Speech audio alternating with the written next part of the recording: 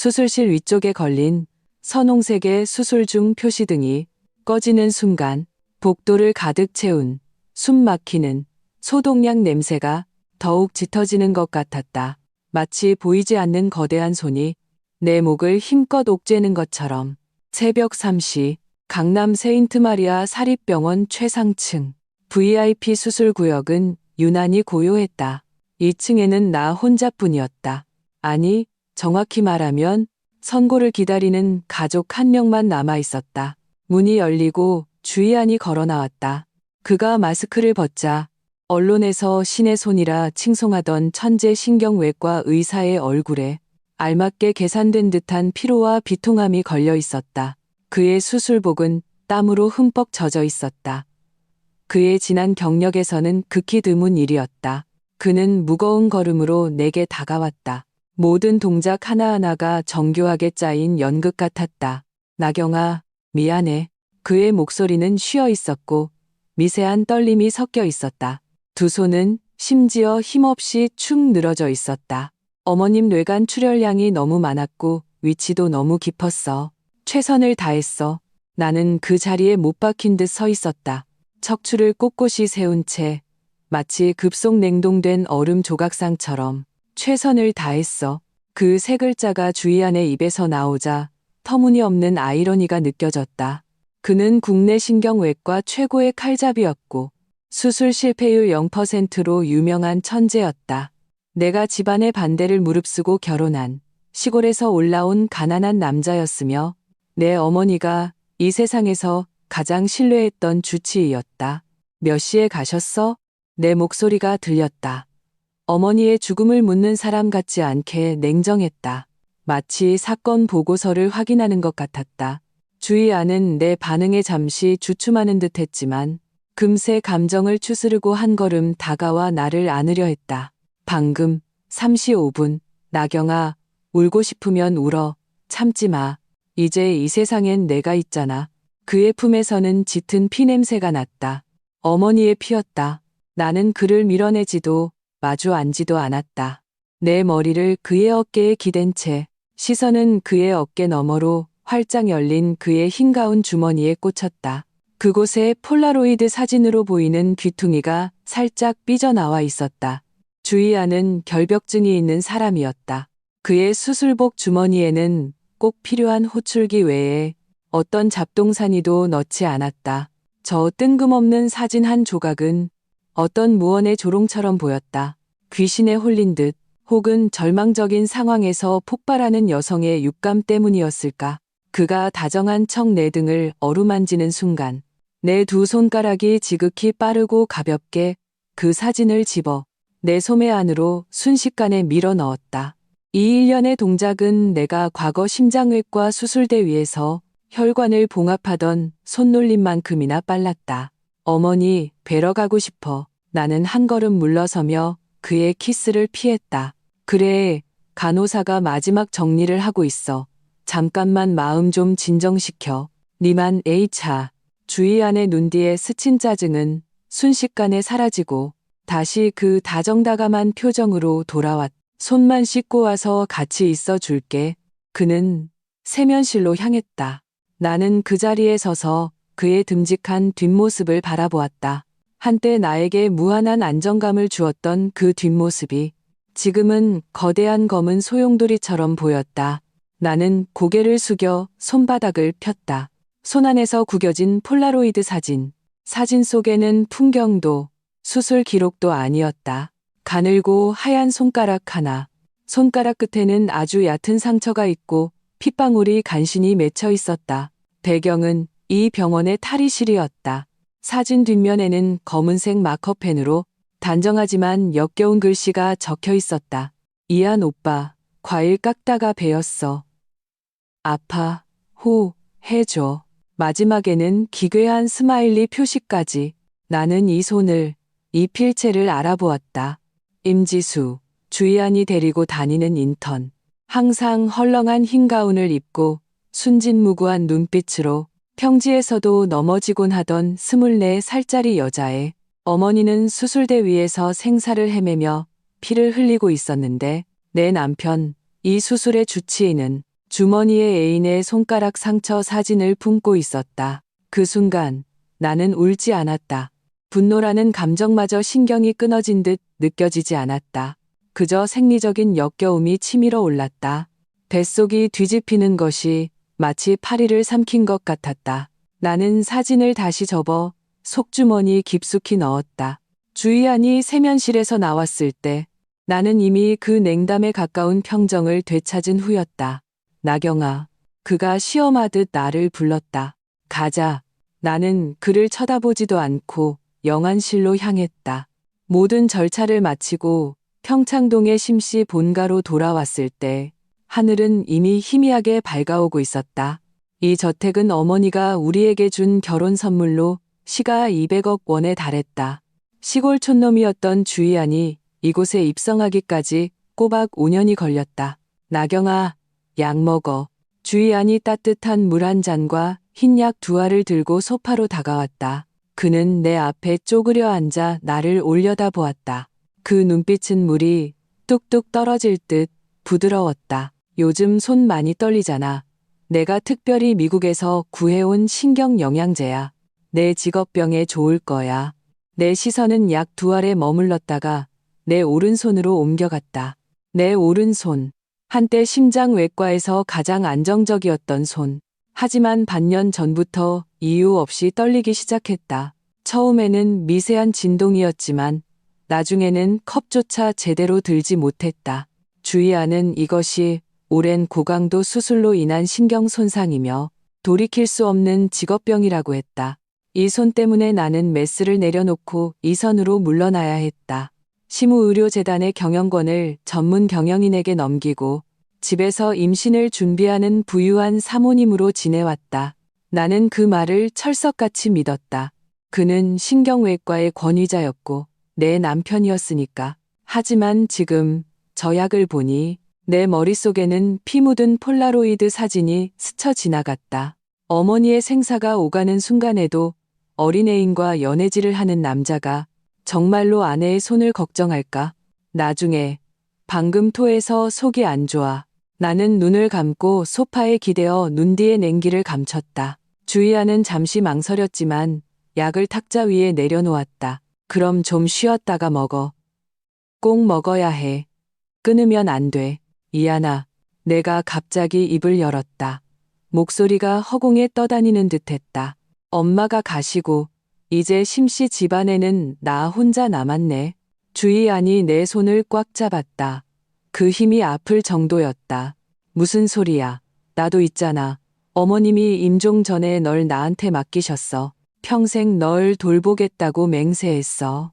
예전 같았으면 감동의 눈물을 흘렸겠지만 지금 나는 그가 상품의 잔존 가치를 평가하는 것처럼 느껴졌다. 나 좀 잘게.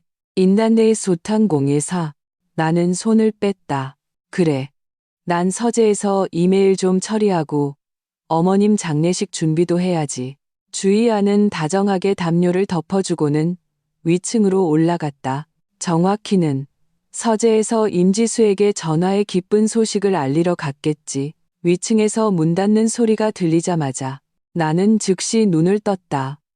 재빨리 가방에서 티슈를 꺼내 탁자 위에 약 2알을 싸서 속옷 안쪽에 숨겼다. 그리고 나는 맨발로 유령처럼 지하실 창고로 잠입했다. 그곳에는 나와 어머니만 아는 작은 실험실이 있었다. 나는 심장외과 출신, 어머니는 양리학 교수셨다. 이 실험실은 원래 어머니의 귀한 표본들을 보관하는 곳이었다. 나는 제멋대로 떨리는 오른손으로 힘겹게 현미경과 간이 시약 키트를 열었다. 정밀 분석은 필요 없었다. 단 하나의 가설만 검증하면 되었다. 반년 전 내 손이 떨리기 시작한 것은 주희안이 내 모든 식생활을 챙기기 시작한 시점과 정확히 일치했다. 약가루를 조금 긁어내 시약에 녹여 현미경으로 관찰했다. 그리고 어머니가 남겨두신 중금속 검출 시약을 사용했다. 시약의 색이 변하는 순간 온몸에 피가 얼어붙는 것 같았다. 신경 영양제가 아니었다. 이것은 고농도의 탈륨, 화합물이었다. 무색무취, 만성 중독 증상은 은밀하다. 초기에는 위장 장애, 중기에는 신경계 손상, 탈모, 손떨림, 하지마비, 그리고 마지막은 호흡 부전으로 인한 사망. 내 손떨림은 직업병이 아니었다. 내 남편이 나를 조금씩 아주 인내심을 갖고 독살하고 있었던 것이다. 나는 현미경 속의 결정을 뚫어져라 쳐다보았다. 마침내 눈물이 터져나왔다. 슬퍼서가 아니었다. 뼛속까지 스며드는 공포 때문이었다. 어머니의 죽음은 결코 사고가 아니었을 것이다. 그리고 다음은 바로 나였다. 나는 지하실에서 꼬박 1시간을 보냈다. 그동안 찬물로 3번이나 세수를 하며 나를 얼어붙게 만든 공포에서 억지로 빠져나왔다. 나는 심나경이다. 수술대 위에서 10시간 넘게 심장 이식 수술을 해도 눈 하나 깜짝 안 턴 심나경이다. 공포는 나를 구하지 못한다. 눈물도 나를 구하지 못한다. 오직 메스처럼 날카로운 이성만이 나를 구할 수 있다. 주희아는 왜 나를 죽이려 하는가? 단지 임지수와 행복하게 살기 위해서? 아니다. 주희아는 극도로 현실적인 이기주의자다. 임지수 같은 수준의 여우는 그가 살인이라는 위험을 감수할 만큼의 가치가 없다. 수익이 법과 인간성을 모두 짓밟을 만큼 막대하지 않다면 나는 소리 없이 지하실을 빠져나와 2층 안방으로 돌아왔다. 주희아는 아직 서재에 있었다.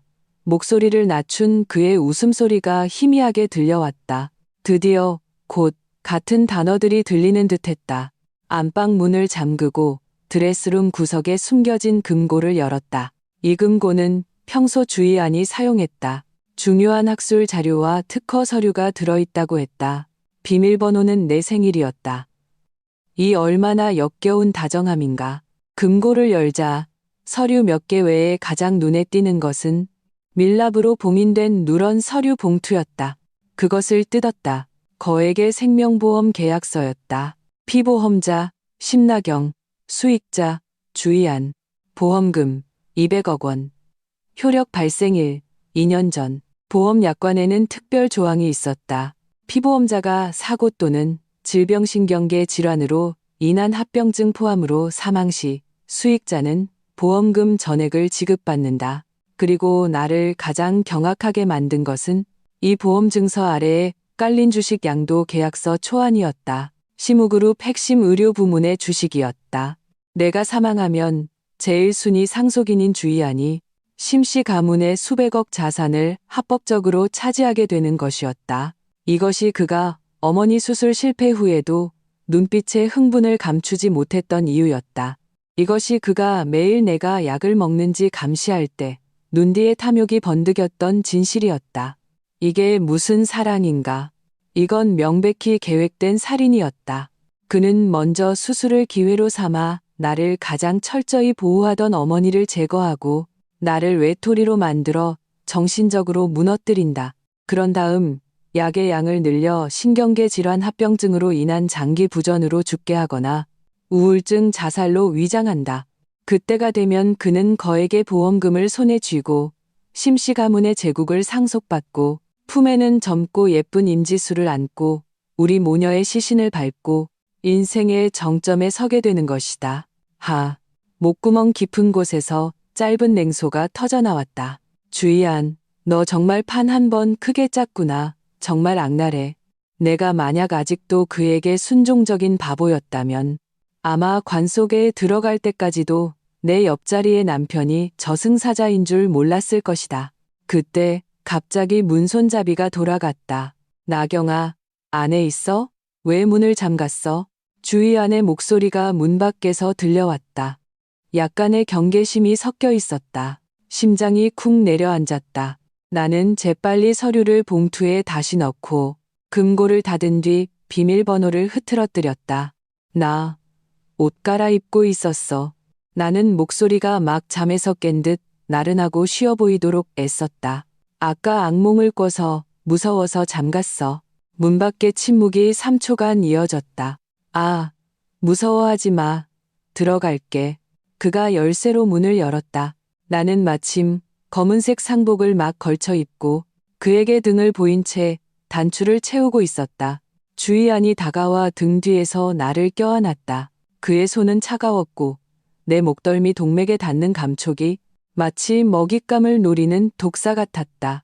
왜 나를 깨우지 않았어? 도와줬을 텐데. 그가 내 귓가에 속삭였다. 약은 먹었어? 또 약 얘기다.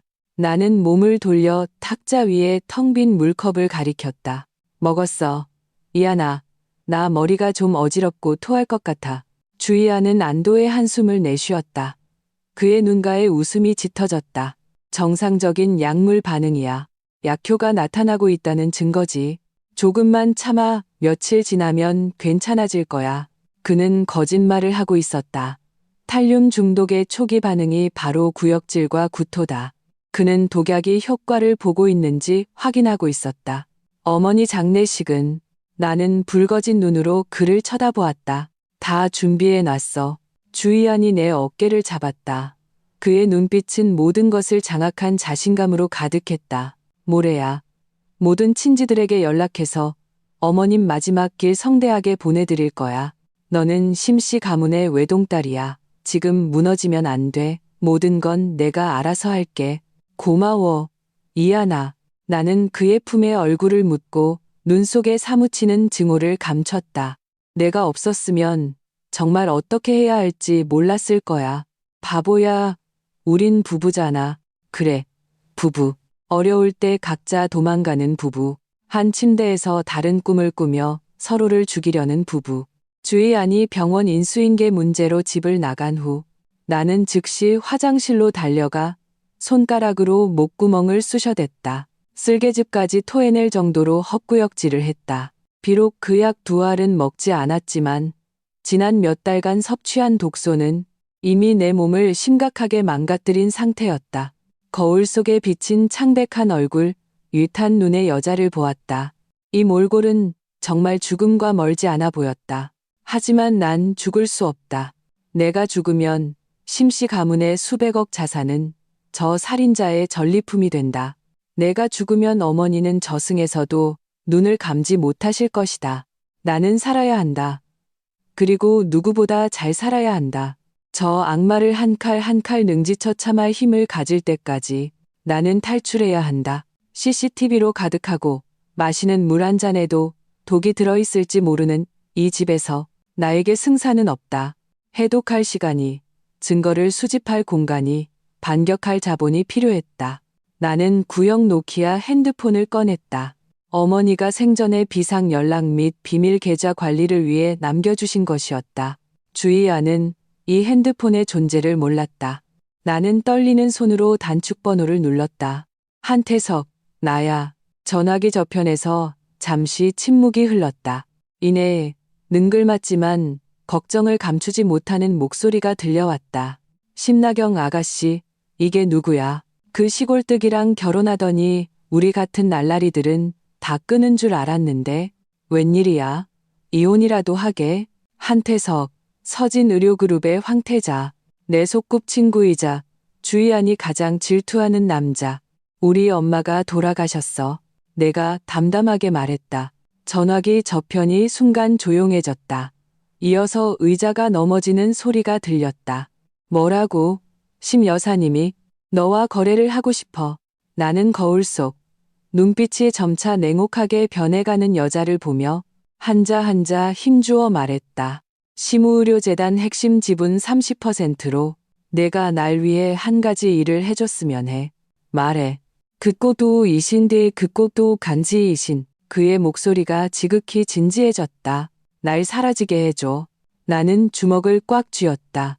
손톱이 손바닥을 깊이 파고들었다. 심나경이라는 사람을 이 세상에서 완벽하게 증발시켜줘. 어떤 흔적도 남기지 말고. 좋아. 한태석은 군말 없이 답했다. 언제? 모레 장례식이 끝나는 순간 전화를 끊고 나는 유심칩을 변기에 버려 물을 내리고 핸드폰은 부숴서 음식물 처리기에 갈아버렸다. 주희안, 너의 사망 카운트다운이 시작됐어. 장례식 날, 하늘에서는 부슬부슬 비가 내렸다. 분당의 추모공원은 검은 우산의 바다로 뒤덮였다. 심씨 가문은 재계와 의료계에서 명망이 높았기에 조문객의 행렬이 끊이지 않았다. 나는 최고급 디자이너 상복을 입고 가슴에 흰 국화를 달고 무표정하게 묘비 앞에 섰다. 주희아는 내 옆에서 몸에 꼭 맞는 검은 정장을 입고 눈가를 붉힌 채 엄숙한 표정을 짓고 있었다. 그는 때때로 내 얼굴에 빗물인지 눈물인지를 닦아주고 금방이라도 쓰러질 듯한 나를 부축하며 장모를 잃고 아내를 극진히 아끼는 사위이자 남편의 역할을 완벽하게 연기했다. 주변 조문객들이 수군거렸다. 심가 아가씨, 팔자가 기구해. 젊은 나이에 부모님을 다 여의고 그래도 저렇게 좋은 남편이 있으니 다행이야. 주 박사님, 가정적이기로 유명하잖아. 듣자 하니 심 회장님 간호하느라 국제학회도 여러 개 취소했다던데. 이런 칭찬을 들으며 주희안의 허리는 더욱 꼿꼿해졌다.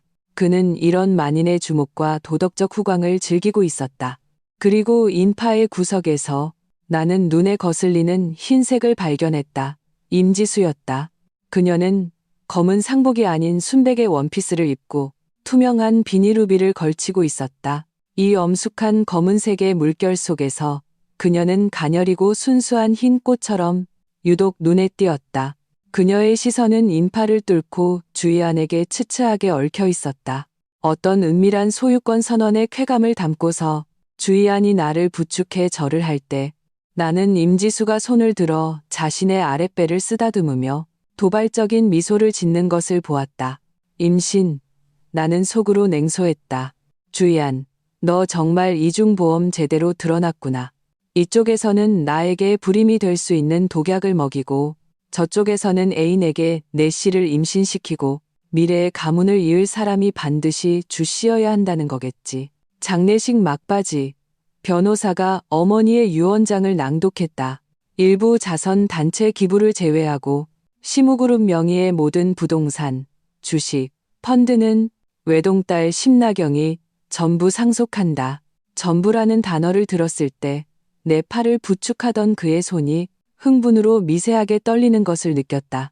주희안은 광희를 필사적으로 억누르고 있었다. 이하나. 내가 고개를 돌려 그의 위선적인 얼굴을 보며 나지막이 말했다. 나 너무 힘들어. 어디 가서 좀 쉬고 싶어.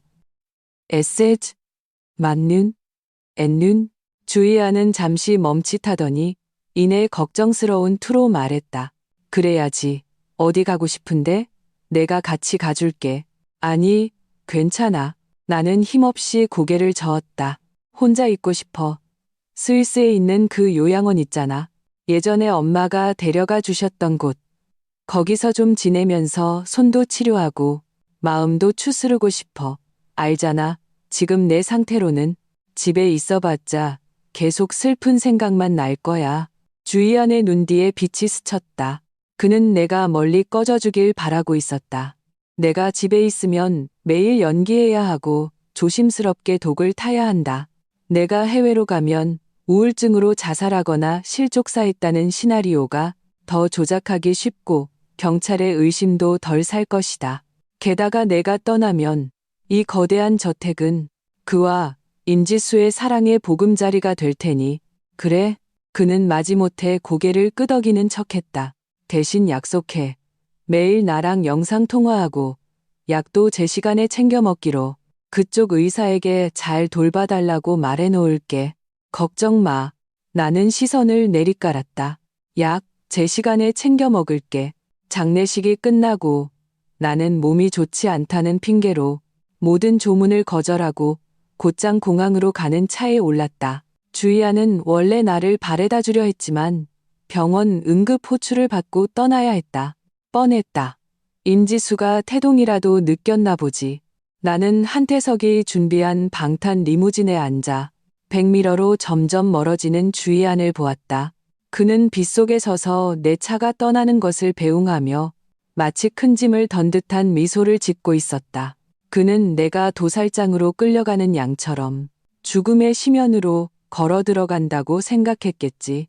내가 실은 우리에서 풀려난 맹수처럼 어두운 정글로 잠입하고 있다는 사실은 꿈에도 모른 채. 아가씨, 일은 다 처리됐습니다. 앞 좌석의 운전사가 모자를 벗자 영민하고 단호한 얼굴이 드러났다. 한태석의 가장 유능한 비서였다. 지분 양도 계약은 역외 회사를 통해 여러 단계로 처리하여 주의안이 자금 흐름을 추적할 수 없도록 했습니다. 아가씨 명의의 현금화하기 쉬운 유동자산은 모두 스위스 신탁펀드로 이전되었습니다. 그리고 그 보험은 비서가 내게 서류 한 부를 건넸다. 보험사의 가입 절차의 합법성에 대한 이의를 제기하는 공문을 발송했습니다. 당장 무효화할 수는 없지만 이 기간 동안 아가씨에게 무슨 일이 생기면 보험사는 즉시 형사조사에 착수할 겁니다. 나는 서류를 받아들고 창밖에 스쳐 지나가는 풍경을 보았다. 그리고 이겁니다. 비서가 작은 밀봉된 봉투를 건넸다. 안에는 내가 집에서 가져온 독약 샘플과 그 폴라로이드 사진이 들어있었다. 태석 도련님께서 잘 보관하라고 하셨습니다. 킬러의 명함이나 다름없으니까요. 차가 공항의 개인 경납고로 들어섰다.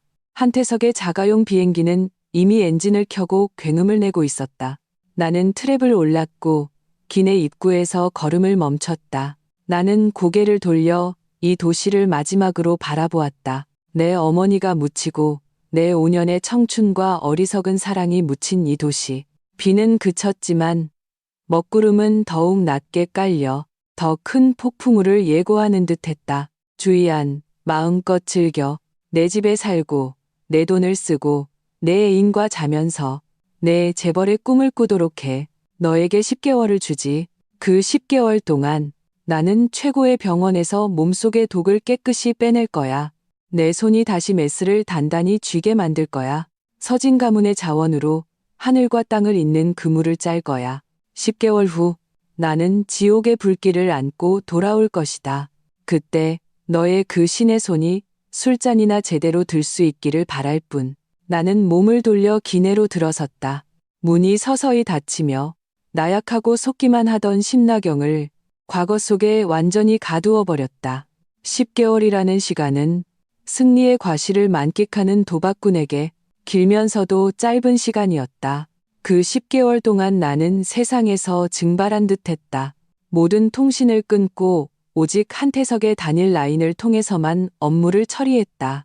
스위스의 최고급 재활센터에서 나는 매일 지루하고 고통스러운 해독 치료와 손신경 재활 훈련을 받았다. 하지만 나는 한국의 주의안이 얼마나 호의호식하며 지내는지 잘 알고 있었다. 사설 탐정이 보내온 사진을 통해 나는 그가 심씨 가문의 롤스로이스를 몰고 사교계를 드나드는 것을, 임지수가 어머니가 생전에 가장 아끼던 비취 목걸이를 하고 자선 만찬에 참석하는 것을, 그들이 심씨 저택의 장미정원을 갈아엎고 임지수가 좋아하는 일본식 정원으로 바꾸는 것을 보았다. 그는 심지어 내가 해외에서 어머니를 그리워하다 정신 이상이 생겨 폐쇄 치료를 받고 있다고 떠들고 다녔다. 다정한 남편이라는 명성을 얻는 동시에 시무그룹의 대부분 업무를 합법적으로 대리하게 된 것이다. 그리고 오늘은 세인트 마리아 병원 개원 50주년 기념 연회이자 주의안이 정식으로 부원장으로 임명되는 날이었다. 연회장은 화려했고 샴페인 타워가 높이 솟아 있었다. 주의안은 흰색 턱시도를 입고 왕자처럼 서 있었고 임지수는 그의 팔짱을 낀 채 푸른 배를 하고 곧 원장 부인이 된다는 더위에 찬 얼굴이었다. 주의안이 잔을 들고 취임사를 하려는 순간 연회장의 큰 문이 열렸다. 택배기사 복장을 한 남자가 들어와 검은색 선물 상자를 들고 연단으로 직행했다. 주의안 원장님, 긴급 퀵서비스입니다. 보내는 분께서 최고의 취임 선물이 될 거라고 하셨습니다. 주의안은 잠시 의아해했지만 이내 품위 있는 미소를 유지했다. 오, 어떤 분이 이렇게 신경을 써주셨을까? 그는 모든 언론과 이 사진 앞에서 우아하게 상자를 열었다. 상자 안에는 꽃도 축하 카드도 없었다. 오직 빛바랜 폴라로이드 사진 한 장과 검은색 USB 메모리 하나만 들어있었다. 사진을 확인하는 순간 주의안의 얼굴에서 미소가 순식간에 굳어버렸다. 마치 한 대 얻어맞은 사람처럼 동공이 격렬하게 수축했다. 임지수의 손가락이 베인 그 사진이었다. 뒷면에 적힌 호해줘라는 글씨가 조명 아래 유난히 조롱처럼 보였다. 그가 반응하기도 전에 어수룩해 보이던 택배기사가 실수로 USB 플레이어의 재생 버튼을 눌렀다. 거대한 음향 시스템이 즉시 연결되었다. 감동적인 축하 메시지 같은 건 없었다. 시끄러운 잡음이 흐른 뒤 한 남자의 음흉한 목소리가 연회장 전체에 선명하게 울려 퍼졌다. 그 늙은이가 드디어 갔네. 운도 좋지. 내가 일부러 3분 늦게 수술실 들어갔는데도 지금까지 버틴 게 용해. 장내는 술렁였다. 죽음 같은 정적 뒤에 폭발적인 수군거림이 터져 나왔다. 이 목소리는 너무나 익숙했다. 바로 연단 위에 저 온화한 주 부원장의 목소리였다. 곧이어 한 여자의 교태 섞인 웃음소리가 들렸다. 이한 오빠, 최고. 그럼 심나경 그 멍청한 여자는? 걘 언제 죽어? 나 빨리 안방 차지하고 싶단 말이야. 남자의 목소리가 다시 울렸다. 소름 끼치는 냉기가 담겨 있었다.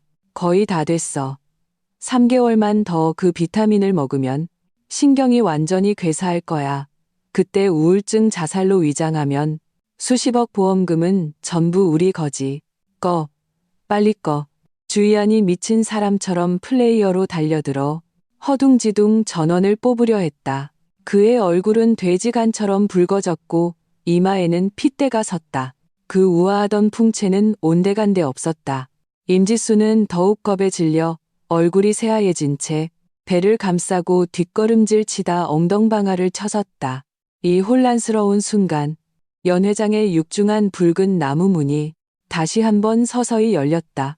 또각또각또각 하이힐이 대리석 바닥을 두드리는 소리가 청명하고 힘차게 마치 모든 사람의 심장을 두드리는 카운트다운처럼 울렸다. 나는 빛을 등지고 걸어 들어왔다.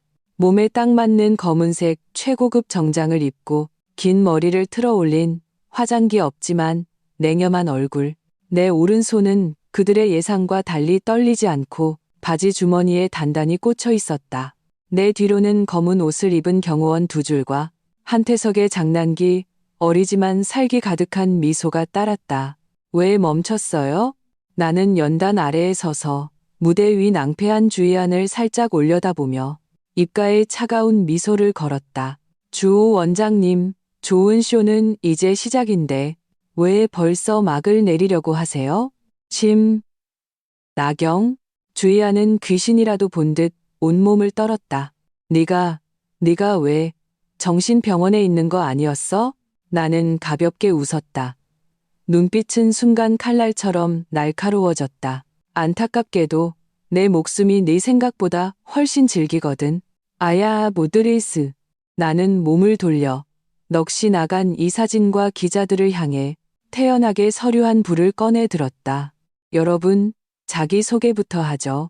저는 심나경입니다. 그리고 서진의료그룹의 신임 전무이사입니다. 나는 서류를 주희안의 발치에 던졌다. 오늘부로 세인트마리아 병원은 서진그룹에 전액 인수되었습니다. 그리고 제가 발표하는 첫 번째 인사명령은 나는 주희안의 코를 가리키며 한자 한자 또박또박 말했다.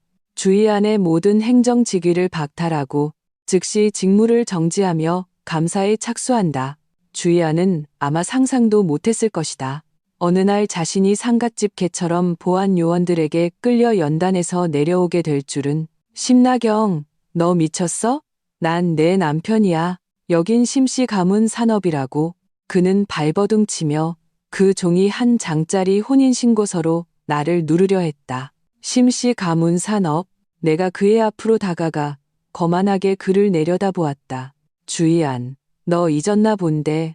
넌 그냥 대릴 사위야. 심씨 가문의 벽돌 한 장. 너랑 이런 한 푼 관계없어.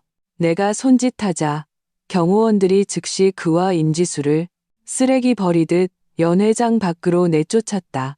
하지만 이건 시작에 불과했다.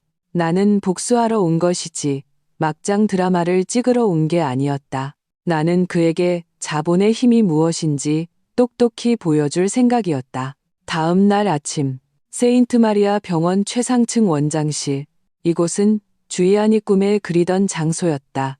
지금 나는 그 넓은 가죽 의자에 앉아 두꺼운 재무 보고서를 넘기고 있었다. 주희안이 노크도 없이 문을 박차고 들어왔다. 하룻밤 사이에 그는 이성을 좀 찾은 듯 피해자 코스프레를 하고 있었다. 나경아, 어제 그 녹음은 합성된 거야. 누가 날 모함한 거라고. 그가 책상 앞으로 달려와 양손으로 책상을 짚으며 다급하게 설명했다.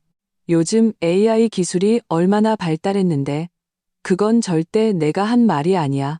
지수랑 나는 그냥 사제지간일 뿐이야. 어제는 너무 놀라서 넘어진 거고. 나는 고개도 들지 않고 보고서 한 장을 넘기며 담담하게 말했다. 설명 끝났어? 나경아, 왜 날 믿어주지 않는 거야? 이 10개월 동안 널 찾으려고 내가 얼마나 미칠 뻔했는데 어떻게 외부인이랑 짜고 우리 집안 병원을 망하게 할 수가 있어. 우리 집안? 나는 마침내 서류를 덮고 고개를 들었다. 내 눈빛은 그를 불안하게 할 만큼 평온했다. 주희안, 내가 집안 얘기를 꺼냈으니 우리 집안 계산부터 좀 해볼까? 나는 내선 전화를 눌렀다. 법무팀 들어오세요. 정장을 입은 변호사 2명이 들어와 두꺼운 서류 뭉치를 주희안 앞에 던졌다.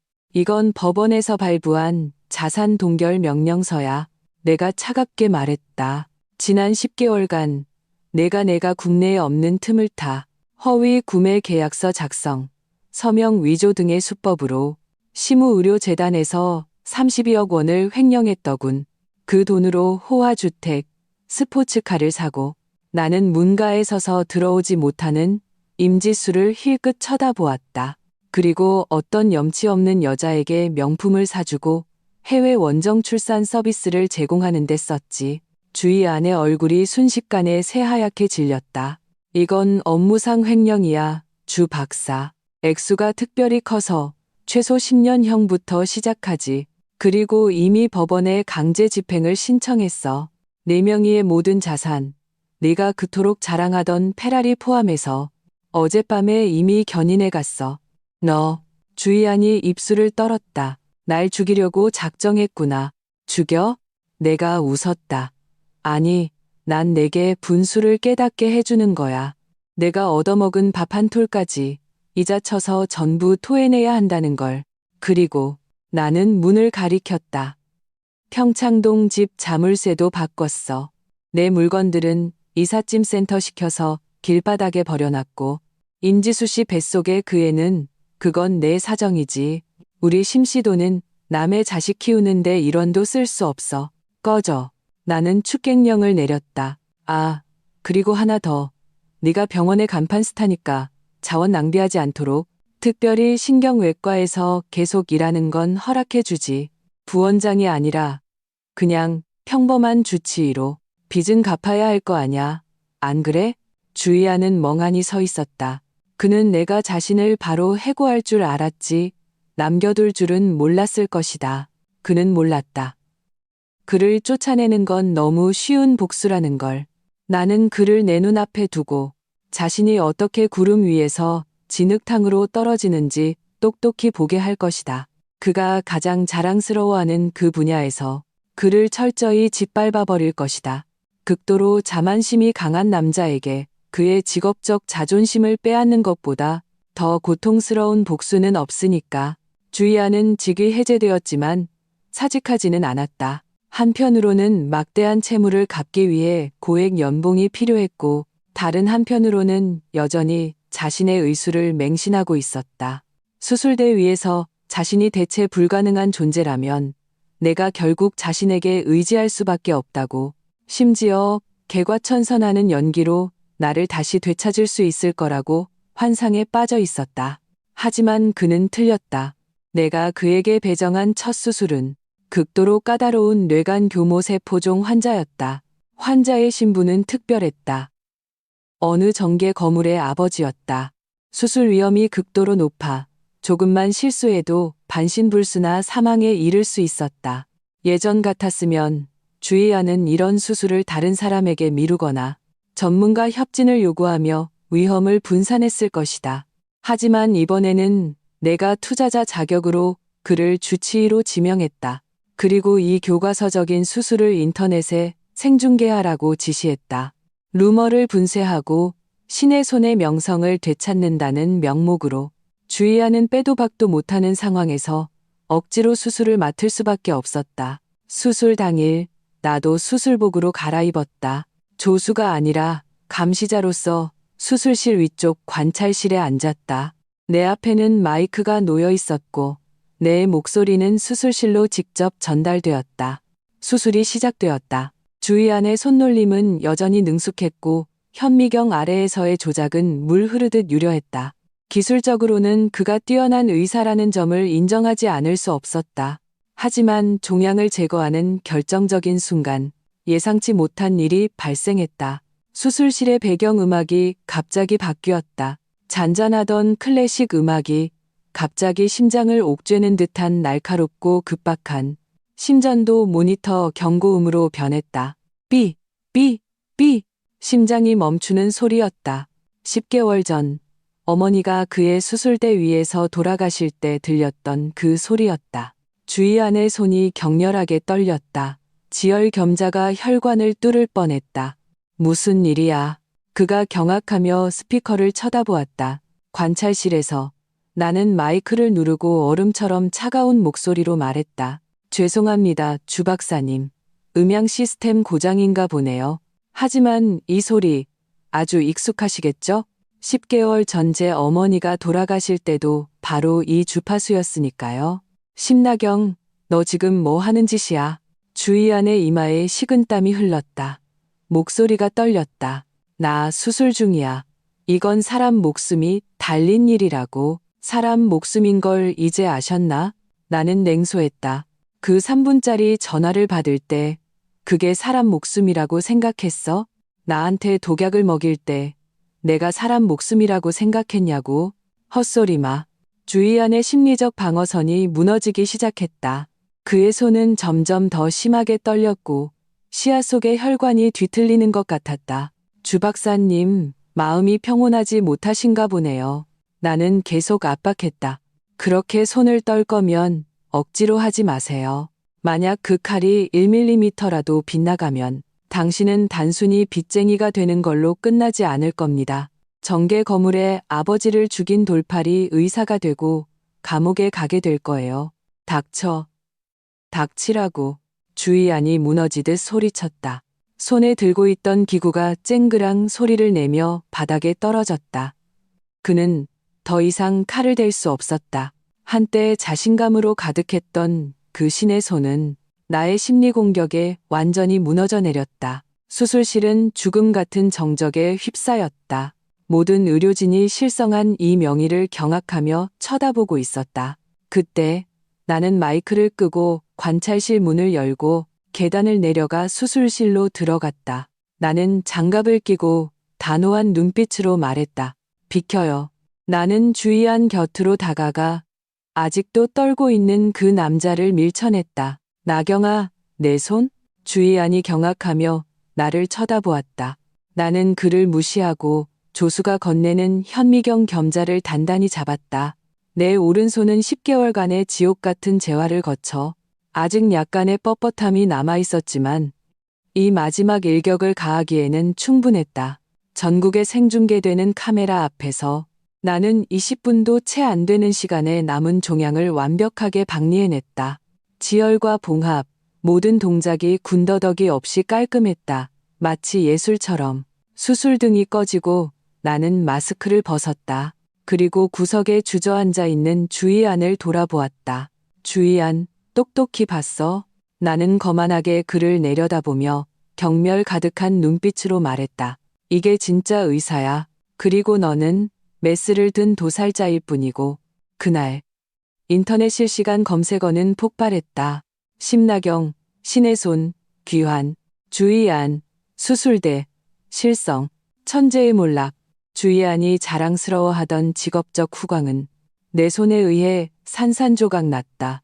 그는 체면을 구겼을 뿐만 아니라 수술 실패로 인해 의사협회로부터 의사 면허 취소 조사를 받게 되었다. 그의 명성을 박탈했으니 다음은 그의 인간성을 심판할 차례였다. 주의안의 신전은 내가 생각했던 것보다 훨씬 빨리 무너졌다. 의사협회가 조사에 착수하자 그는 무기한 정직 처분을 받았다. 고액의 수술 수당이 끊기고 공금 횡령으로 인한 막대한 빚을 갚아야 하고 임지수라는 밑빠진 독 같은 지출을 감당해야 했다. 주희아는 금세 궁지에 몰렸다. 그는 술에 취해 살기 시작했고 성격은 포악해졌다. 그리고 한때 이한 오빠를 외치던 그 순수한 꽃, 임지수는 그의 가장 좋은 화풀이 대상이 되었다. 어느 날 밤, 내가 서재에서 한태석이 보낸 인수 진행 상황을 보고 있을 때 핸드폰이 진동했다. 모르는 번호였다. 전화를 받자 저편에서 억눌린 울음소리와 급한 숨소리가 들려왔다. 심 선생님, 살려주세요. 저, 임지수예요. 임지수 씨, 이 늦은 밤에 무슨 일이죠? 나는 의자에 기대어 무미건조하게 물었다. 그 사람이 미쳤어요. 주희안이 미쳤다고요. 임지수의 목소리가 떨렸다. 방금 저를 거의 죽일 뻔했어요. 제가 명품 가방 하나 샀다고 저를 때리고 뱃속의 아이까지 지워버리겠다고 했어요. 돈 없다고. 나는 피식 웃었다. 그게 당신이 꿈에 그리던 사랑 아니었나요? 고작 며칠 고생했다고 못 견디겠다니. 사랑은 무슨, 전 그 사람한테 속았어요. 임지수가 울부짖었다. 당신만 죽으면 우리 해외 가서 잘 살게 해준다고 했어요. 그런데 지금은 빚더미에 앉아서 저까지 같이 죽으려고 해요. 당신만 죽으면. 나는 그 키워드를 예리하게 포착했다. 눈빛이 차가워졌다. 그 사람, 어머니 수술 때 전화 받은 것 말고 또 무슨 짓을 했죠? 전화기 저편이 침묵했다. 임지수는 분명히 이해득 씨를 따지고 있었다. 임지수 씨, 당신은 똑똑한 사람이잖아요. 나는 여성용 담배에 불을 붙이며 조명 아래 피어오르는 연기를 보았다. 주희아는 이제 자기 앞가림도 못해요. 그 사람 따라가봤자 죽음뿐이에요. 그리고 공금 횡령의 공동 수혜자로서 법원이 파고들면 당신도 무사하지 못할 거예요. 하지만 만약 당신이 내부 고발자가 되어준다면. 나는 잠시 말을 멈추고 미끼를 던졌다. 내가 당신 카드빚 갚아주고 돈 한 몫 챙겨줄게요. 아이 지우고 새 출발할 수 있도록. 심지어 법적 책임도 묻지 않을 수 있어요. 물론 거짓말이었다. 이런 파렴치한 여자들을 절대 용서할 생각은 없었다. 하지만 지금 그녀를 이용하는 데는 아무 문제가 없었다. 정말요? 임지수의 목소리에 희망이 깃들었다. 나 심나경은 한 번 뱉은 말은 지켜요. 알았어요. 다 말할게요. 임지수는 결심한 듯했다. 그 사람이 독약을 어디서 샀는지 알아요. 그리고 그 사람한테 암호화된 클라우드 계정이 있는데 거기에 모든 약물 구매 목록이랑 당신의 상해 보험 증서 사본이 다 들어있어요. 역시 주희아는 신중했지만 치명적인 약점도 있었다. 그는 기념품을 남기는 것을 좋아했다. 이런 범죄 증거들을 전리품처럼 감상하는 것을. 30분 뒤에 늘 가던 카페에서 봐요. 30분 후 임지수는 선글라스와 마스크로 얼굴을 가린 채 수상쩍게 내 앞에 나타났다. 선글라스를 벗자 그녀의 눈가에 멍이 흉측하게 보였다. 그녀는 떨리는 손으로 태블릿 PC를 건네고 익숙하게 비밀번호를 입력했다. 폴더가 열리는 순간 마음의 준비를 했음에도 불구하고 나는 한기를 느꼈다. 안에는 고순도 탈륨의 해외 구매 기록 수령지는 병원 경비실, 가명 사용, 판매자와의 대화 기록까지 있었다. 이 정도 양이면 충분할까요? 최대한 자연스럽게 신경계 합병증처럼 보였으면 합니다. 걱정 마세요. 3개월만 꾸준히 복용시키면 신선도 못 살립니다. 독약 외에도 플랜 B라는 이름의 폴더가 있었다. 그 안에는 그가 나를 위해 가입한 거액의 보험 증서 전자 파일과 그가 미리 봐둔 해외 호화 저택 사진 몇 장이 있었다. 이것들이 바로 그의 살처 취재 아내를 죽여 재산을 빼앗는 애 명백한 증거였다. 심 선생님, 이 정도면 충분한가요? 임지수가 다급하게 나를 쳐다보았다. 돈은 언제 주실 건가요? 나는 그녀의 탐욕스럽고 어리석은 얼굴을 보며 태블릿 PC를 가방에 넣고 일어섰다. 임지수 씨, 이건 계약금일 뿐이에요. 내가 차갑게 말했다. 돈을 원한다면 마지막으로 한 가지 일을 더 해줘야겠어요. 무슨 일이요? 돌아가서 그 사람 곁에 계속 있어요. 나는 몸을 숙여 그녀의 귓가에 속삭였다. 내가 그의 모든 범죄 증거를 확보했고 내일 경찰에 신고할 거라고 말해요. 그를 막다른 골목으로 몰아붙여요. 그를 완전히 미치게 만들어서 더 극단적인 짓을 하도록 만들어야 그를 단번에 끝장내고 영원히 재기불능으로 만들 수 있으니까. 임지수가 전한 소식은 역시 낙타를 쓰러뜨린 마지막 지푸라기가 되었다. 다음 날 아침, 나는 주희안에게서 전화를 받았다. 그의 목소리는 이상할 정도로 평온했다. 너무 평온해서 섬뜩할 정도였다. 나경아, 보고 싶어. 우리 만나서 얘기 좀 하는 게 좋겠어. 북악 스카이웨이에서 기다릴게. 우리 둘만. 북악 스카이웨이. 우리가 처음 데이트하며 별을 보던 곳. 그리고 악명 높은 사고 다발 구간. 한쪽은 절벽, 다른 한쪽은 낭떠러지. 그가 이곳을 택한 이유는 불보듯 뻔했다. 좋아. 나는 망설임 없이 대답했다. 전화를 끊고 나는 이미 기다리고 있던 한태석을 돌아보았다. 꼭 가야겠어? 한태석이 미간을 찌푸렸다. 너무 위험해. 그 인간 쓰레기. 지금 제정신이 아니야. 가야만 해. 나는 방검조끼를 입으며 소매에 달린 초소형 카메라를 정리했다. 그가 범죄를 실행해야 그의 죄를 확정할 수 있어. 살인 미수와 경제 범죄는 형량이 하늘과 땅 차이야. 그리고 나는 한태석의 어깨를 두드렸다. 네가 다 준비해 놨잖아? 한태석이 한숨을 쉬었다. 도로 CCTV는 해킹해 놨어. 드론도 준비됐고 뒤에 경호 차량 2대도 따라붙을 거야. 그놈이 움직이는 즉시 우리가 바로 막을 수 있어. 나는 주희안이 예전에 사줬던 포르쉐를 몰고 북악 스카이웨이로 향했다. 늦가을의 바람은 차가웠고 구불구불한 도로에는 차가 거의 없었다. 주희안의 차는 산 중턱의 전망대에 서 있었다. 내 차가 오는 것을 보고 그는 시동을 걸어 천천히 내 뒤를 따르기 시작했다. 무전기에서 한태석의 목소리가 들려왔다. 주의해. 그놈이 가속하고 있어. 거리 유지해. 나는 그가 뭘 하려는지 알았다. 사고로 위장한 추돌 사고를 일으켜 나를 절벽 아래로 밀어 떨어뜨리려는 것이다. 눈의 가시를 제거하고 모든 죄를 덮고 어쩌면 보험금까지 또 타낼 수 있을지도 모른다. 급커브 구간에서 주희안의 차가 갑자기 굉음을 내며 내 차의 후미를 맹렬하게 들이받았다. 쾅!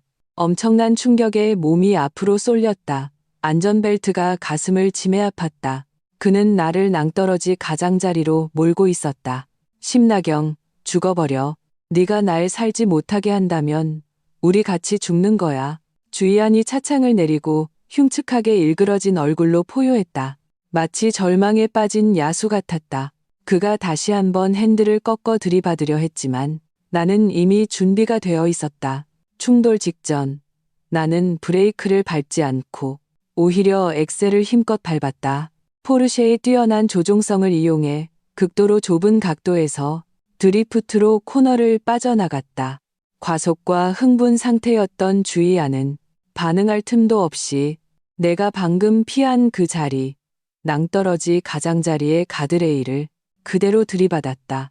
쾅! 거대한 굉음과 함께 가드레일이 부서지고 주희안의 차는 반쯤 허공에 매달렸다.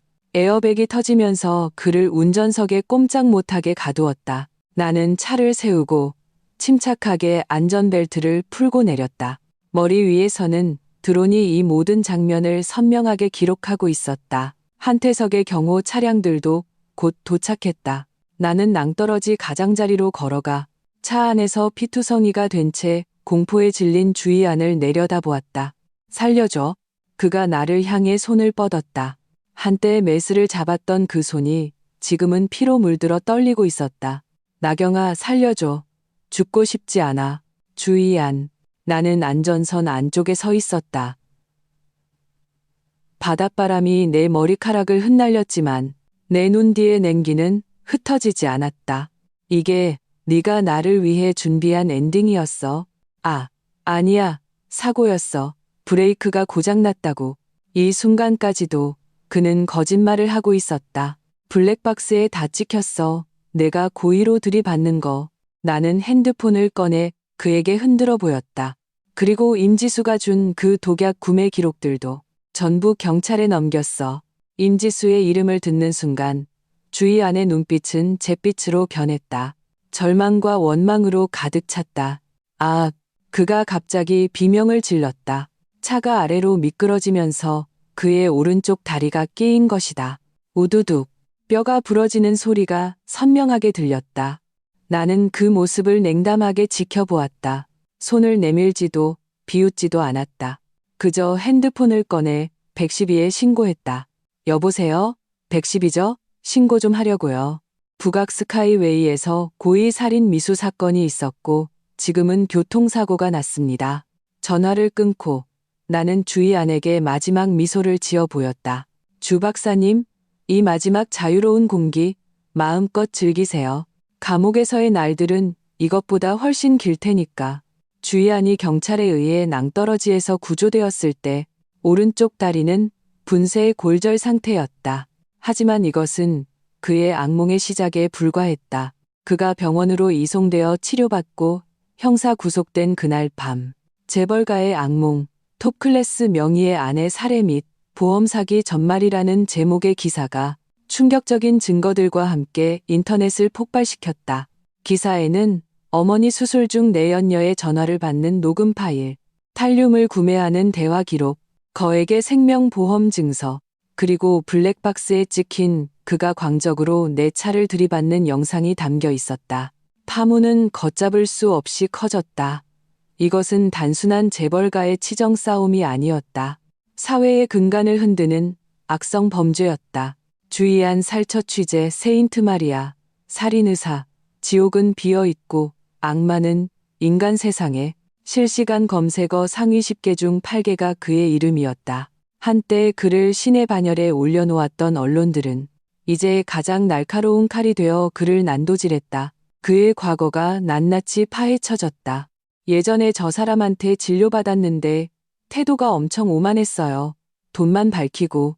듣자 하니 시골에 계신 부모님도 안 돌보고 매달 생활비 몇십만 원 주면서 내연녀한테는 수천만 원짜리 가방 사줬다던데요. 세상에, 소름 돋아.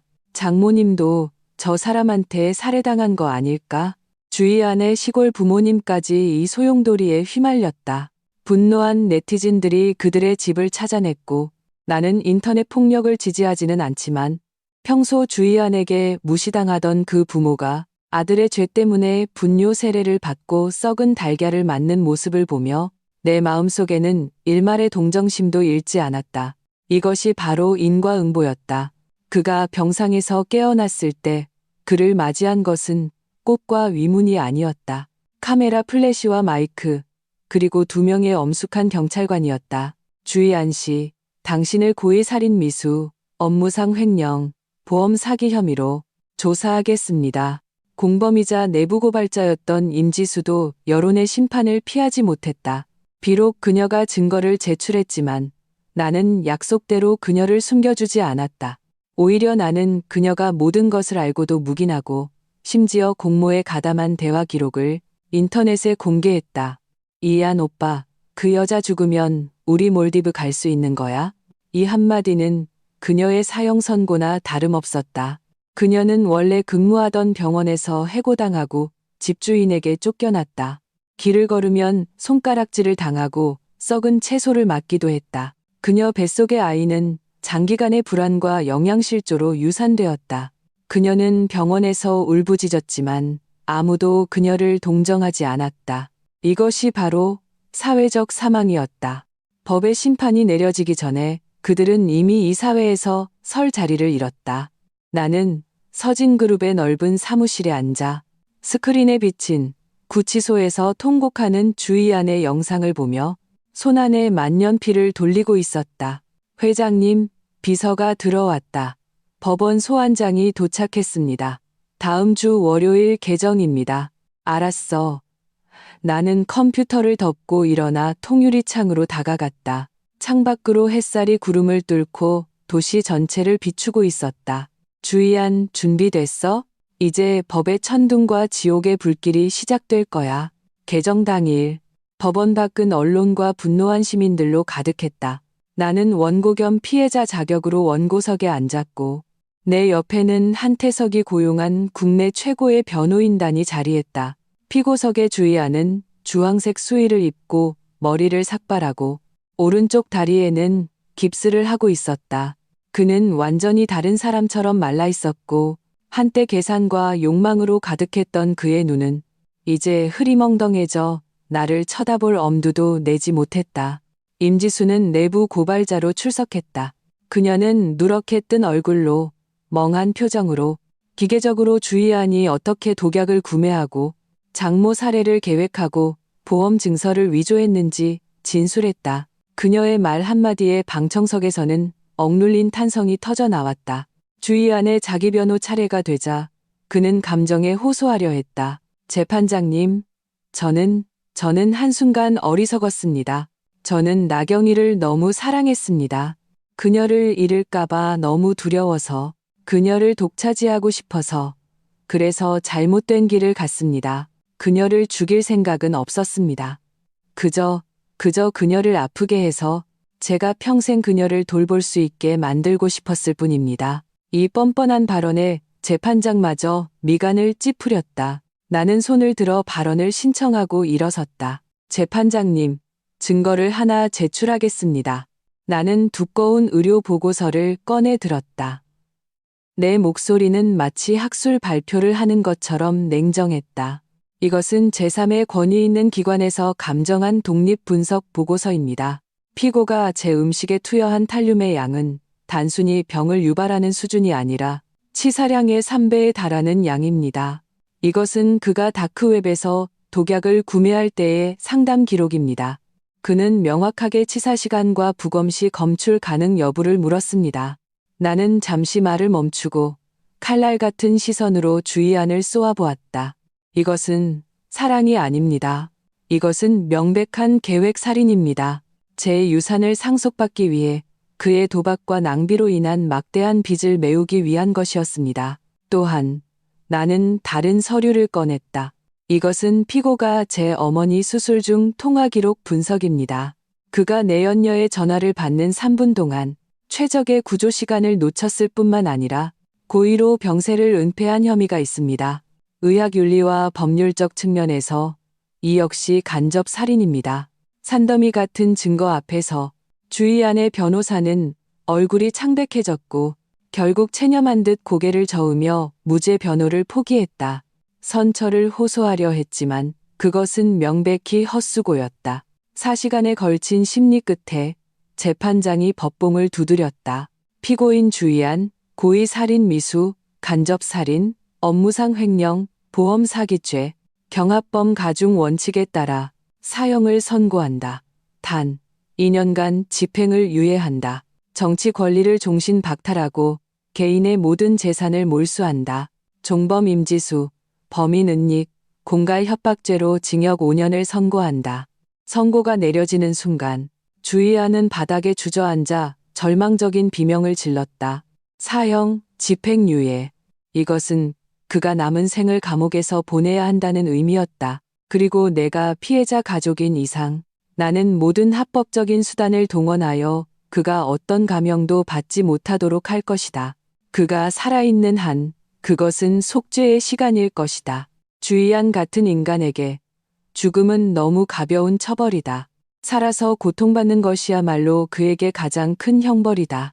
그는 중범죄자 교도소에 수감되었다. 그곳은 흉악범들만 모인 곳으로 폭력과 괴롭힘이 일상이었다. 나는 굳이 교도관에게 손을 써서 그를 편하게 해주지 않았다. 오히려 한때 그의 오만한 태도에 상처받았던 환자 가족들이나 심지어 몇몇 어둠의 세계에 있는 사람들이 이 인간 쓰레기가 수감되었다는 소식을 듣고 자발적으로 그에게 특별한 관심을 베풀었다. 입소 첫날 그는 같은 방의 왕초에게 찍혔다. 네가 그 유명한 의사라고, 손이 아주 귀하다며 얼굴에 흉터가 가득한 죄수가 주의안의 오른손을 잡고 마치 장난감을 감상하듯 만지작거렸다. 이 손으로 장모도 죽이고 마누라도 죽이려 했다지. 아주 좋은 손이야. 안 돼. 주희안이 공포에 질려 손을 빼려 했지만 다른 두 죄수가 그를 꼼짝 못하게 눌렀다. 우두둑. 맑은 뼈 부러지는 소리가 감방에 울려 퍼졌다. 왕초가 딱딱한 작업화를 신고 그의 손가락을 힘껏 밟고 그 위에서 지식였다. 10손가락과 심장은 연결되어 있다. 주희안은 돼지 멱다는 소리를 냈지만 그의 입은 곧 더러운 걸레로 틀어막혔다. 곧이어 두 번째, 세 번째, 손가락. 한때 신의 손이라 불리며 수많은 정밀 수술을 집도하고 수많은 이체 확인서에 서명하고 내연녀의 뺨을 어루만졌던 그 손이 그렇게 더러운 시멘트 바닥 위에서 한 뼘 한 뼘 으스러져 닭발처럼 변해버렸다. 그 후로 메스는커녕 젓가락질도 제대로 못하게 되었다. 하지만 이것은 육체적 고통에 불과했다. 매일 식사 시간이면 그의 식판에는 실수로 담뱃재, 가래침, 심지어 오물통의 찌꺼기까지 섞여 들어갔다. 그가 먹지 않으면 매를 맞았다. 살기 위해 한때 결벽증이 있어 에비앙생수만 마시던 주 박사는 개처럼 바닥에 엎드려 망가진 손으로 더러운 밥을 움켜쥐고 입에 쑤셔 넣어야 했다. 어느 날 밤 그가 너무 목이 말라 수돗물을 마시려 하자 동료 죄수들이 그의 머리를 잡아 변기에 처박았다. 주 박사님, 깨끗한 거 좋아하시잖아? 이 물 얼마나 맑아? 차갑고 비린내 나는 변기물이 그의 코와 목구멍으로 쏟아져 들어왔다. 그는 거의 질식할 뻔했다. 그 순간 그는 아마 마침내 수술대 위에서 숨 쉴 수 없었던 어머니의 고통을 조금이나마 이해했을 것이다. 나는 면회실의 CCTV 영상으로 이 모든 것을 보면서도 마음속에 어떤 파동도 잃지 않았다. 뿌린 대로 거두는 법. 이 모든 것은 그가 받아 마땅한 것이었다. 입소 반년 후 주희안은 이 지옥 같은 생활에 적응한 듯 보였다. 아니, 증오가 그를 간신히 버티게 하고 있었다. 그는 자신이 평생 이곳을 나갈 수 없다는 것을 알았고 유일한 생각은 나에게 복수하는 것이었다. 그는 한 달에 한 번 있는 가족 면회 기회를 이용해 시골의 늙은 어머니를 만났다. 항상 그를 이해하며 아들이 도시의 여우에게 홀려 잘못되었다고 믿는 그 노모, 유리창 너머로 주희안은 움직일 수 있는 두 손가락으로 음흉한 눈빛을 하며 수신호를 보냈다. 엄마, 다 그 여자 때문이야. 그 여자가 죽거나 명예가 실추되면 나는 재심을 받을 수 있어. 나갈 수 있다고. 그는 어머니에게 내 재단 건물 앞에서 난동을 부리라고 부추기고 심지어 사제 화염병을 만들어 동기어진하라고 사주했다. 엄마, 크게 난리를 칠수록 좋아. 건물에 불을 질러버려. 그 여자가 죽기만 하면 심씨 집안 돈은 여전히 우리 거야. 이것이 그의 마지막 독수였다. 무지한 노인의 모성애를 이용해 그가 끝내지 못한 살인을 완성하려는 것. 하지만 그는 나를 얕봤다. 그가 입소한 첫날부터 나는 24시간 그의 모든 면회객의 동향을 감시하고 있었다. 그의 어머니가 휘발유를 사고 심지를 사는 모든 움직임이 내 손바닥 안에 있었다. 그날 재단 건물 앞은 사람들로 붐볐다. 주희안의 어머니는 허리를 구부정하게 굽히고 품에 불룩한 꾸러미를 숨긴 채 불안한 눈빛으로 로비로 들어서려 했다. 그녀가 라이터를 꺼내 심지에 불을 붙이려는 순간 사복 경호원 여러 명이 표범처럼 튀어나와 순식간에 그녀를 제압하고 그 화염병을 방폭 담요로 덮어버렸다.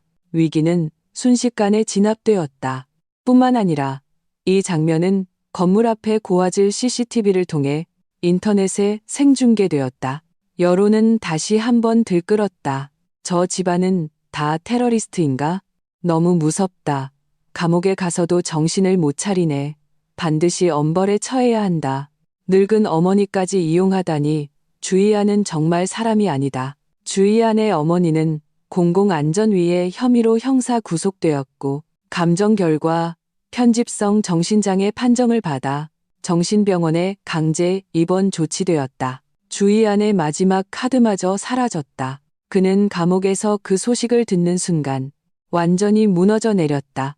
진흙더미처럼 바닥에 쓰러져 다시는 일어나지 못했다. 주의한 어머니의 일을 처리한 후 나는 간단한 기자회견을 열었다. 카메라 앞에서 나는 분노를 표출하지도 동정을 구하지도 않았다. 나는 흰색 정장을 입고 담담한 표정으로 말했다. 이번 미수 사건에 대해 유감스럽게 생각합니다. 이는 어떤 악은 뼛속 깊이 뿌리박혀 있다는 것을 다시 한번 증명했습니다. 법이 모든 사람에게 공정한 판결을 내릴 것입니다. 그리고 우리 시무재단은 앞으로도 의료 공익 사업에 전념할 것이며 어떤 협박에도 굴하지 않을 것입니다. 나의 냉정함은 주씨 가족의 관계와 선명한 대조를 이루었다. 이 풍파는 나를 타격하기는커녕 오히려 재단의 명성을 정점으로 끌어올렸다. 점점 더 많은 사람들이 나를 지지하고 인정했다. 나는 더 이상 누군가의 아내, 누군가의 딸이 아니었다. 나는 심나경, 강하고 독립적이며 누구도 꺾을 수 없는 여성이었다. 사무실로 돌아오자 한태석이 따뜻한 커피 한 잔을 건넸다. 무서웠어? 그가 물었다. 뭐가? 내가 웃었다. 저승사자도 만나봤는데 하수구의 쥐 몇 마리가 무서울까? 한태석이 나를 보았다. 그의 눈 뒤에는 찬사와 안타까움이 가득했다. 나경아, 너 정말 변했어. 더 눈부시게. 그래? 나는 창밖을 보았다. 아마 그게 성장의 대가겠지. 주희안이 마지막 면회를 신청했다. 교도소 측에서는 그의 정신 상태가 극도로 불안정하고 자해 성향이 있어 피해자를 만나 참회하고 싶어 한다고 했다. 나는 갔다. 용서하기 위해서가 아니라 작별하기 위해서. 두꺼운 방탄유리 너머로 나는 그 안의 남자를 거의 알아보지 못했다. 그는 뼈만 앙상하게 남았고 얼굴은 상처와 부스럼으로 가득했다. 오른쪽 다리는 치료를 제대로 받지 못해 절뚝거렸고 그 두 손은 나무뿌리처럼 뒤틀려 있었다. 나를 보자 그의 흐리멍덩한 눈에 갑자기 기이한 빛이 번뜩였다. 나경아, 나경아, 왔구나. 그가 유리에 달려들었다. 목소리는 쉰 소리가 났다. 내가 잘못했어. 정말 잘못했어. 매일 밤 내 꿈을 꿔. 우리 예전 좋았던 시절 꿈. 임지수만 없었다면, 그 돈만 없었다면 우리 정말 행복했을 텐데. 그는 미친 듯이 자기 뺨을 때리기 시작했다. 그 망가진 손으로 자신의 얼굴을 인정사정 없이 후려쳤다. 입가에서 피가 흘렀다. 나경아, 나 좀 살려줘. 나가고 싶어. 여기서 죽고 싶지 않아. 이놈들은 사람이 아니야. 날 고문한다고. 어머님을 봐서라도, 우리 5년 부부였던 정을 봐서라도 판사님께 말 좀 잘해줘. 형 좀 바꿔달라고. 제발. 이 순간 그의 참회에는 어머니에 대한 죄책감도 나에 대한 사랑도 한 조각 없었다. 오직 공포, 죽음에 대한 공포, 고통에 대한 공포뿐이었다. 이것이 인간의 본성이었다. 권력을 가졌을 때는 남을 마음껏 짓밟고 모든 것을 잃었을 때는 꼬리를 흔들며 구걸한다. 나는 그가 연기하는 것을 조용히 지켜보았다. 마치 광대를 보듯이. 주희안, 나는 그의 울부짖음을 끊었다. 목소리에는 어떤 파동도 없었다. 너 그거 알아? 사실 내 손은 진작에 다 나았어. 네가 감옥에 가던 그날 나는 이미 다시 메스를 잡을 수 있었어. 주희안이 멍하니 넋 나간 사람처럼 나를 쳐다보았다. 나는 길고 안정적이며 힘있는 내 오른손을 들어보였다. 내 독약은 날 망가뜨리지 못했어. 내 음모도 날 망가뜨리지 못했고 오히려 내가 지금의 나를 만든 거야. 나는 일어서서 옷매무새를 가다듬었다. 네, 참회는 나에게 아무런 가치가 없어. 내가 말하는 그 사랑은 역겨울 뿐이야. 너는 너를 위해 맞춤 제작된 이 지옥에서 천천히 썩어가. 그게 내가 너에게 베푸는 마지막 잡이야. 그 말을 끝으로 나는 망설임 없이 수화기를 내려놓고 몸을 돌려 떠났다. 등 뒤에서 주희안의 절망적인 포효와 유리를 두드리는 둔탁한 소리가 들려왔다. 하지만 그 모든 것은 더 이상 나와 상관없는 일이었다. 교도소 문을 나서는 순간 햇살이 좋았다. 늦가을 오후의 햇살이 플라타너스 잎사귀 사이로 쏟아져 내렸다. 공기 중에는 더 이상 소독약 냄새도 음모와 피비린내도 없었다. 오직 자유와 새로운 삶의 향기만이 가득했다. 검은색 마이바흐 한 대가 길가에 서 있었다. 한태석이 차 문에 기댄 채 해바라기 한 다발을 들고 있었다. 내가 나오는 것을 보고 그는 손에 든 담배를 끄고 나를 향해 성큼성큼 걸어왔다. 끝났어? 그가 물었다. 응, 끝났어. 나는 꽃다발을 받아들고 깊이 숨을 들이마셨다. 그럼 앞으로 계획은 뭐야, 심 회장님? 한태석이 내게 차 문을 열어주며 웃으며 놀렸다. 나는 잠시 생각에 잠겼다. 멀리 펼쳐진 드넓은 하늘을 보며 중단됐던 그 의료 프로젝트를 다시 시작하고 싶어. 엄마 이름으로. 그리고 의료 혜택을 받지 못하는 시골로 의료 봉사를 가서 내 메스로 정말 도움이 필요한 사람들을 구하고 싶어. 그리고 또 한태석이追문했다. 그의 눈빛에는 기대가 숨겨져 있었다. 그리고 나는 고개를 돌려 이 암흑의 시간을 함께 걸어주고 언제나 내 뒤에 서 있었던 이 남자를 보았다. 그의 눈빛은 단호하고 따뜻했다. 주의 안의 그 위선적인 다정함과는 완전히 달랐다. 그리고 다시 새로운 삶을 시작해보고 싶어. 계산 없이 오직 햇살만 가득한 삶. 한태석이 웃었다. 마치 사탕을 얻은 아이처럼. 그가 손을 내밀었다. 그럼 심 선생님, 남은 인생 잘 부탁합니다. 나는 그의 손을 잡았다. 따뜻하고 건조하며 힘이 넘치는 손이었다. 잘 부탁해요, 한태석 씨. 차는 출발하여 먼 곳으로 향했다. 백미러 속의 그 음산한 교도소는 점점 멀어져 마침내 지평선 너머로 사라졌다. 나는 알았다. 주의안이라는 악마는 영원히 그 좁은 공간에 갇혀 끝없는 후회와 고통 속에서 여생을 보내게 될 것이다. 그리고 나, 심나경은 나의 빛나는 미래를 향해 달려가고 있었다. 이 수술은 마침내 완벽하게 봉합되었다.